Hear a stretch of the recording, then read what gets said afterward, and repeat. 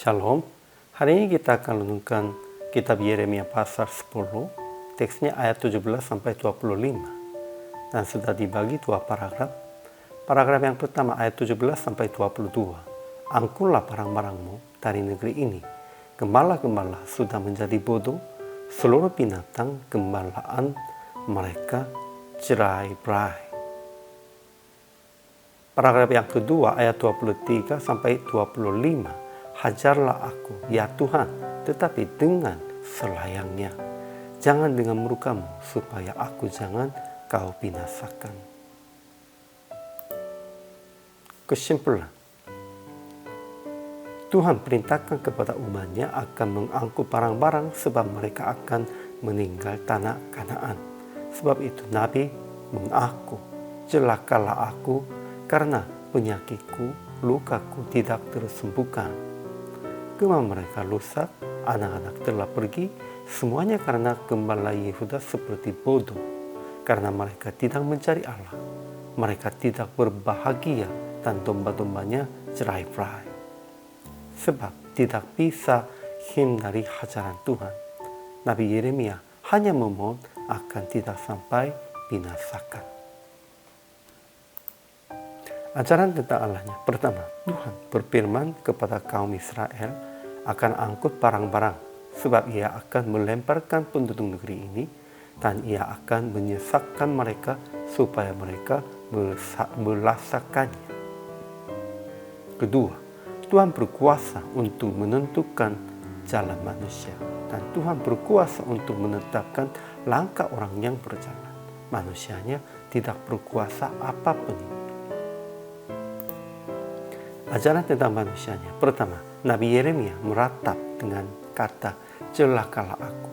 Sebab kaum Israel telah sakit dan lukanya tidak tersembuhkan. Sebab kota-kota Yehuda menjadi sunyi sepi, menjadi tempat persembunyian serigala-serigalanya. Kedua, Yeremia memohon kepada Tuhan, hajarlah aku tetapi dengan serayangnya. Jangan dengan murkamu, supaya aku jangan kau binasakan. Tumpahkanlah kepanasan amarahmu ke atas bangsa-bangsa yang tidak mengenal engkau. Ya, itu mengakunya kesalahan dan sudah menerimanya hajaran Tuhan, tetapi hanya sampai selayangnya. Sampai binasakannya tidak boleh. Hanya untuk itu bertobat dan berdoa kepada Tuhan.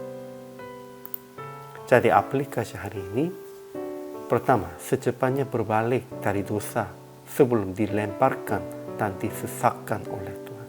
Ya, sebelum dilemparkan dari tanah dan dari tempat yang Tuhan sudah letakkan ini, kita harus bertobat dan berbalik. Kedua, mengikuti jalan yang Tuhan menentukan.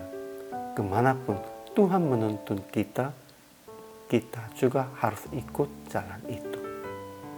Ketiga, percaya bahwa hajaran Tuhan hanya dengan selayangnya, dan ia akan mengampuni kita dan menyelamatkan kita yang sungguh bertobat. Sehingga praktik hari ini menerima hajaran Tuhan dengan hati bertobat, hati sesungguhnya, dan tetap usaha akan mengikuti tuntunan Yesus dalam renungkan firman dan doa. Kita harus mengikutinya tuntunan Yesus. Pada waktu Tuhan memanggil kita, pada waktu Tuhan mengarahkan ke sana, kita harus mengikutinya. Itu dengan apanya? Hanya dalam renungkan firman dan doa saja. Pasti Tuhan akan membimbing kita dan akan mengampuni kita dan akan menyelamatkan kita.